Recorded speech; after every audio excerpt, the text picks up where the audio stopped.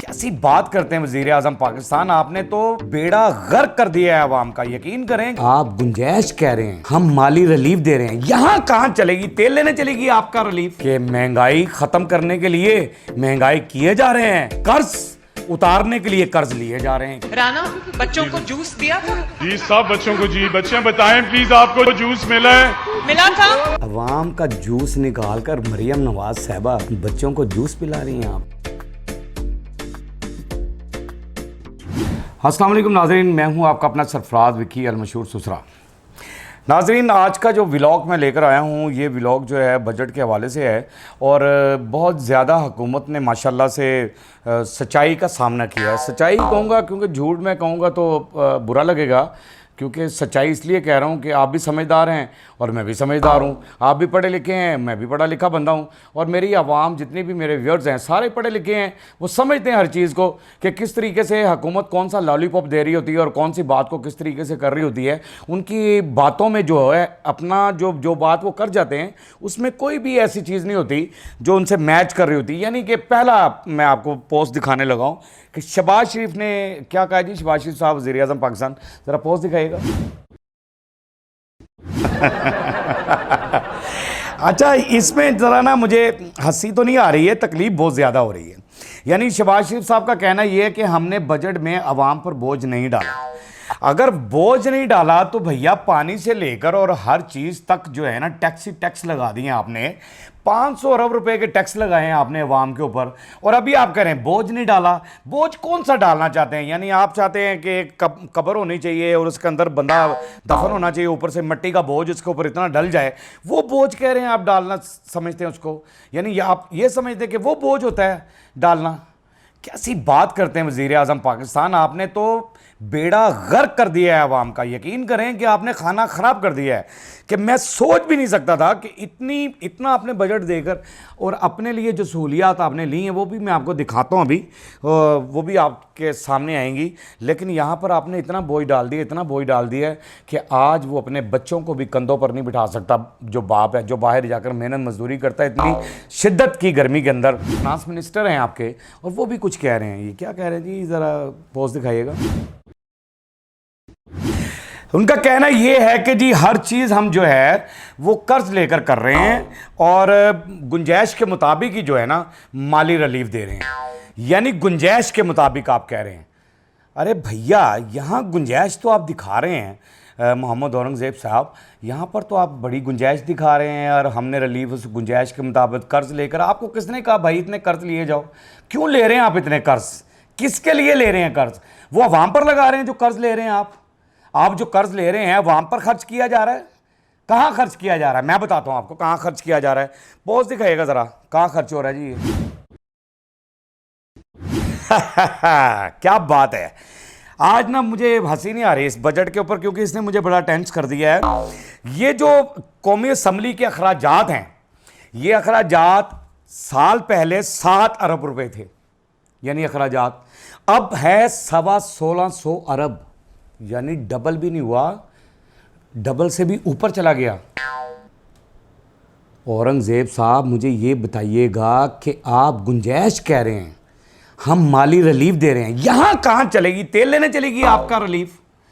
आपकी गुंजाइशें यहाँ तेल लेने चली गई हैं।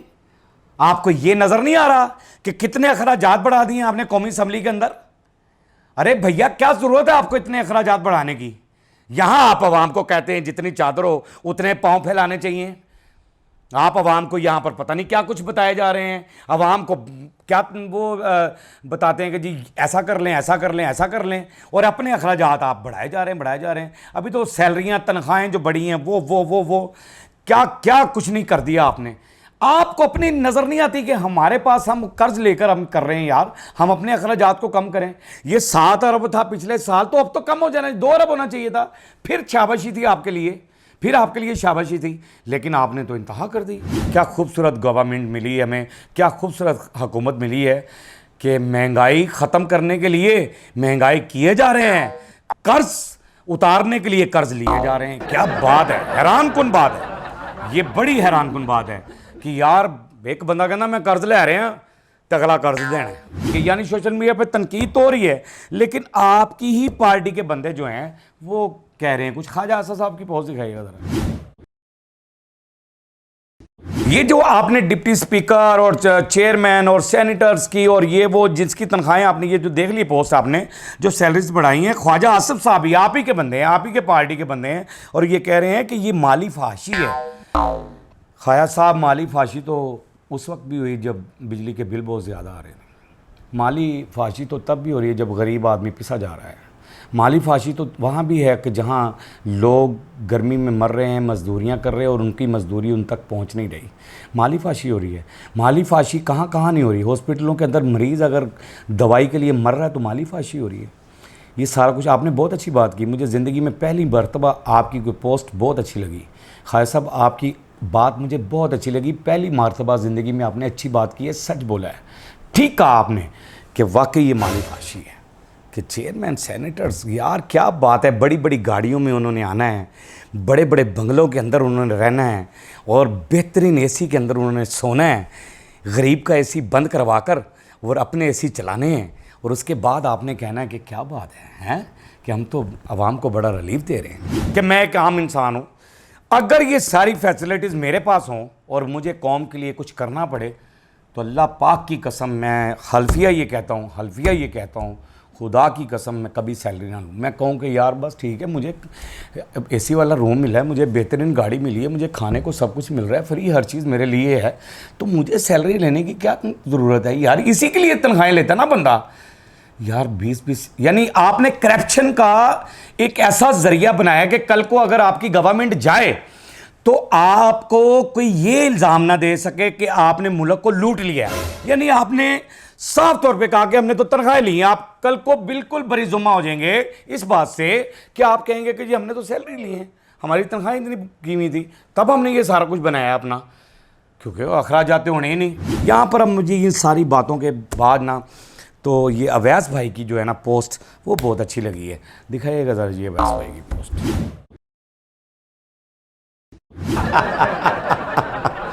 अवैस भाई, थोड़ा सा आपने मेरे दिल को थोड़ा सा ना वो किया है, रिलैक्स किया है मेरे जहन को माइंड को। कि फिर तो ये जो अवैस भाई कह रहे हैं कि जब आप बीमार हो तो अल्लाह शाफ़ी पढ़ें, फिर आपको पैसे, ज़ाहिर है पैसे तो होंगे नहीं गरीब आदमी के पास, वल्लाह खैर राज़िकीन के रिज़्क़ देने वाली रब की ज़ात है। जब आपके पास रोज़ी रिज़्क़ ना हो तो फिर आप ये पढ़ा करें, ये वजीफ़े कर लिया करें।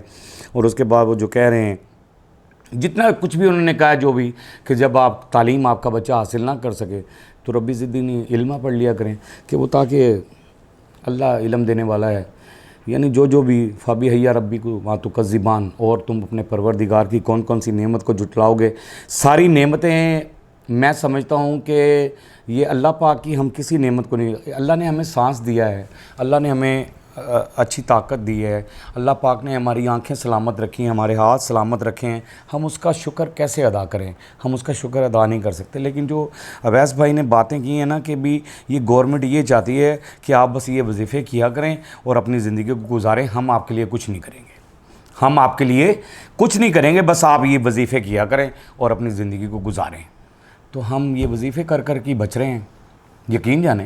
एक चीज़ बड़ी कमाल होती है, जब ये पाकिस्तान में होते हैं ना, अपने मुल्क में होते हैं, जितने भी हुक्मरान हैं अपने मुल्क के अंदर जब होते हैं, तो ये मुल्क के अंदर जब आते हैं और रोडों पे से गुजरते हैं तो चारों तरफ गाड़ियाँ और ये और वो, फलां प्रोटोकॉल, ये प्रोटोकॉल, वो प्रोटोकॉल। और जब ये जाते हैं ना गैर मुल्कों के अंदर, यानी बैरून मुल्क जब जाते हैं तो फिर एक आम आदमी बन जाते हैं। कैसे बनते हैं?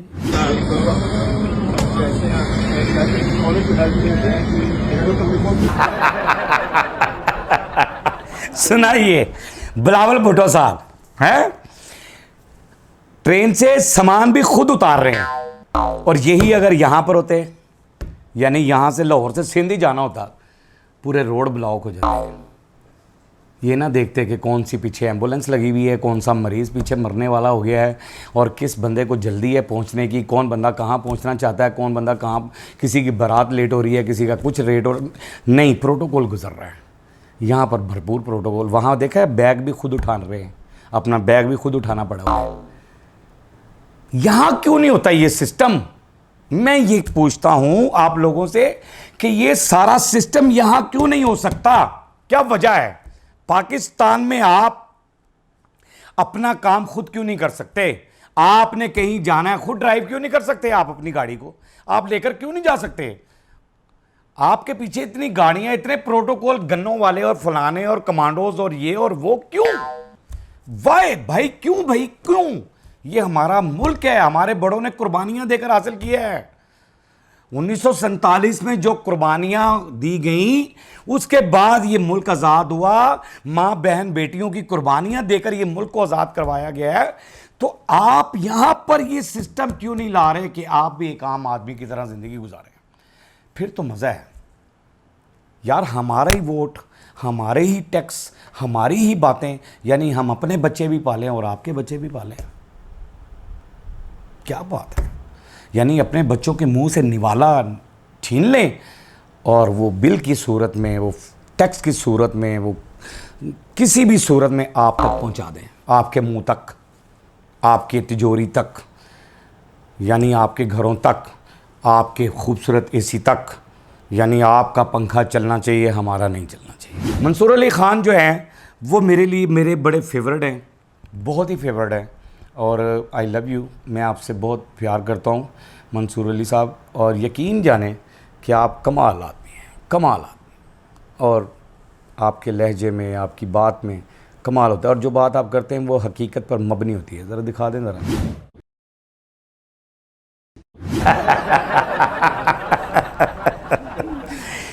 कह रहे हैं कि जी मरियम नवाज़ जो हैं वो काम तो 5 रुपए का करती हैं, लेकिन तशरीह जो है ना वो 10 रुपए की करती हैं।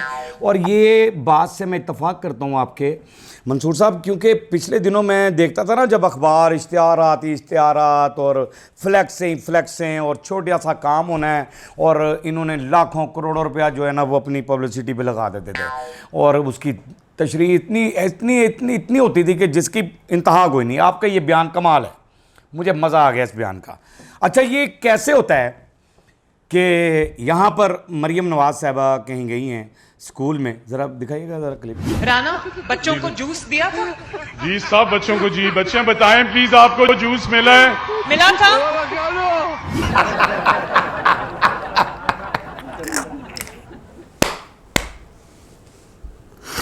बच्चों को जूस मिला था। और बताएं बच्चों, मैं तो इंज लग रहा कि जूस वाला ही है जड़ा उत्ते खलोता कि दसो यार मैं बिल लेना है। जूस मिला था यार। अवाम का जूस निकाल कर मरियम नवाज़ साहबा बच्चों को जूस पिला रही हैं आप। अवाम का तो आपने जूस निकाल दिया है, ऐसा जूस निकाल दिया है कि अवाम वो गन्ना जिंदा ना वो रोग के अंदर मैंने देखा अक्सर वो जिमें गन्ने वाले होंगे ना, गन्ना पहले इंज गया है रो मशीन दे विच, फिर उसके बाद वो उसको मरोड़ता है, फिर ऐसे उसको करता है, फिर वो उसको तीरा चौरा, यानी इतना वो कर देता है कि गन्ना भी कह रहे होंगे उनते मेरे अंदर कुछ भी नहीं रह गया, क्या निकालना चाहते हो मुझसे? वो एक एक कतरा भी निकाल लेते हैं, यानी इतने तेज़ होते हैं वो रो मशीन वाले। आप उससे भी ज़्यादा तेज़ हैं मरियम साहबा, मेरी तो बहन है, बेटी है। मैं तो हमेशा आपकी इज़्ज़त करता हूँ, मेरे लिए तो आप काबिल एहतराम है, लेकिन अब आम का जूस आपने निकाल दिया। इन सारी बातों के बावजूद मैं ये कहता होता हूँ कि हमारा मुल्क जो है वो महफूज हाथों में है। अल्लाह पाक उन महफूज हाथों को हमेशा सलामत रखे और कायम और दायम रखे, क्योंकि हमारी वो सरहदों पे खड़े हुए नौजवान जो है वो हमारी ज़िंदगियों की हिफाजत कर रहे हैं। अगर वो ना हो तो खुदा की कसम हम सुख का सांस भी नहीं ले सकते और हम मर जाएंगे। ये अल्लाह पाक का एहसान है। अल्लाह पाक ऐसे नौजवानों को ऐसा मजबूत बना दे, ऐसा मजबूत बना दे, मेरे पाकिस्तान की बुनियादें जो हैं वो मजबूत हो जाए, मेरा पाकिस्तान मजबूत हो जाए और बस हम महफूज हाथों में हैं। हमें कोई परेशानी नहीं है, हमें कोई टेंशन नहीं है, हम फिर भी महफूज हाथों में हैं। आपके इतने जुल्म और सितम के बाद भी हम महफूज हाथों में हैं। अल्लाह उन्हें सलामत रखे। बाकी हंसते रहें, मुस्कराते रहें, हंसी वाली ज़िंदगी गुजारें, कभी किसी की दिल आज़ारी मत कीजिएगा। इज़्ज़त दें, इज़्ज़त लें, मोहब्बत बांटें और मोहब्बत हासिल करें और परवरदिगार पर यकीन रखें, क्योंकि सब ताकतें मेरे रब के अंदर हैं और वही सब कुछ कर सकता है। बेशक वही सब कुछ कर सकता है। हमने आपके लिए व्हाट्सअप चैनल बनाया है, फेसबुक भी बनाई है, टिकटॉक भी बनाई है, उसे भी फॉलो कीजिएगा। मस्कर चैनल को सब्सक्राइब करते रहें, लाइक करते रहें, कमेंट्स करते रहें और घंटी दबाना मत भूलिएगा, क्योंकि सुसरा आपके साथ है और हमेशा आपके साथ रहेगा।